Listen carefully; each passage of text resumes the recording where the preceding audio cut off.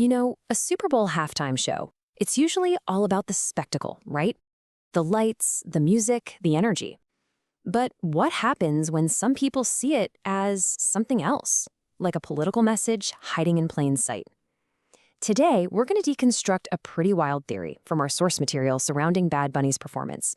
It's a theory that says there's a lot more going on here than just a concert. So the big question is, how on earth did a 15-minute performance light up this massive political firestorm?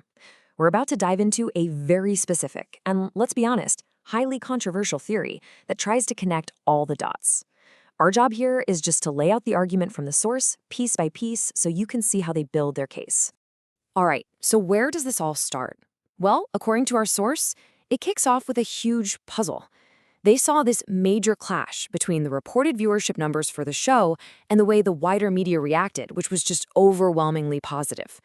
And for them, that contradiction, that disconnect, is the real starting point for this whole investigation.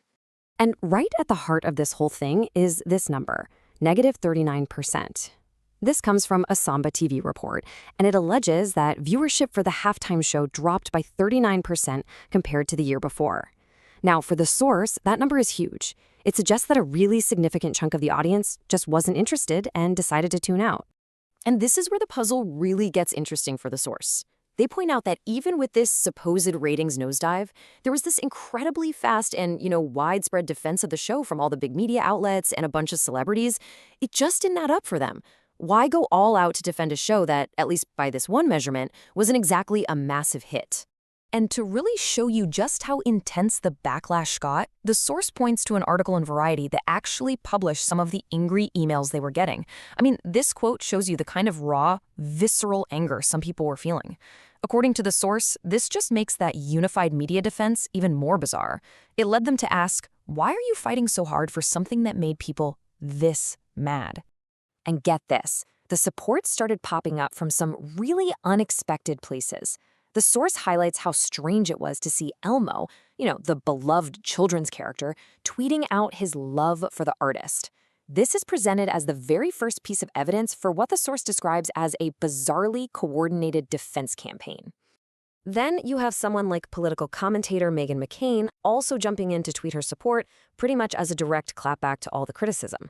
For the source, this was another signal that this strange, unlikely team was forming to defend the artist. And that just kept leading them back to that central question. Why? What's going on here? Okay, so all of this whole puzzle, it brings us right to the absolute core of the source's entire theory. They argue that if you really want to understand why there was this seemingly coordinated defense of Bad Bunny, you have to dig into where his career began, and specifically the music label that represents him. And at the very center of it all is this company, Remus Entertainment. That's Bad Bunny's label. The source alleges that there is a direct line connecting the founding of this label to a former vice minister from Hugo Chavez's socialist government in Venezuela. And this is the critical point the source makes, that the artist's entire career is, therefore, built on a political foundation from the very beginning. So let's just break down the source's argument step by step. It goes something like this. First, a political figure from the Chavez government helps get the label off the ground. Second, that same label finds Bad Bunny and rockets him to global superstardom. Third, the source concludes this can't be a coincidence. They allege he's a deliberate propaganda tool. And fourth, his whole purpose, they claim, is to inject a specific political ideology into Western pop culture. And this next quote from the source? Wow. It really doesn't pull any punches and shows you just how blunt their conclusion is. There's really no room for interpretation here. The claim is that Bad Bunny isn't just an entertainer, he's a vehicle for a political message that, according to them, everyone is being pressured into accepting. Okay, so if the claim is that he's a propaganda tool, where's the actual propaganda?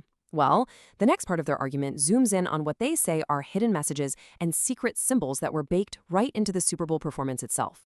And this right here is what the source presents as Exhibit A, the Puerto Rican flag. On the left, you've got the official flag, but on the right, you'll see the light blue stripe is changed to black. The source calls this the liberated or resistance flag.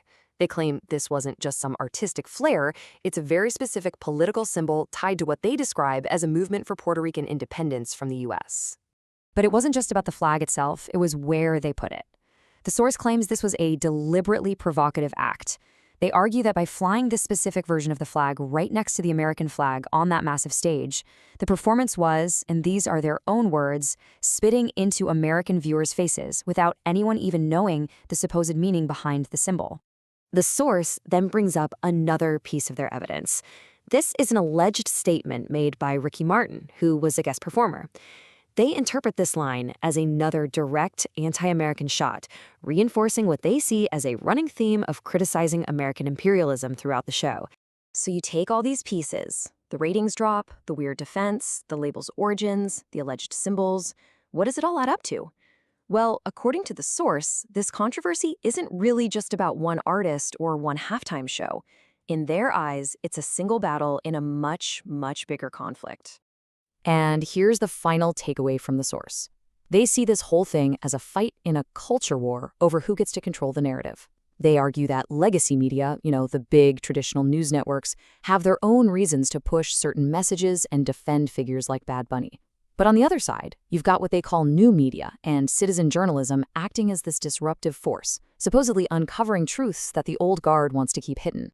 And that really leaves us with a big final thought here. Look, whether you buy into the source's very specific theory or not, the controversy itself shows just how blurry the lines have become between our entertainment, our media, and our politics. So, after hearing the argument we've just unpacked, what do you think? Is this a case of hidden propaganda, or is it all just a matter of artistic choice and interpretation?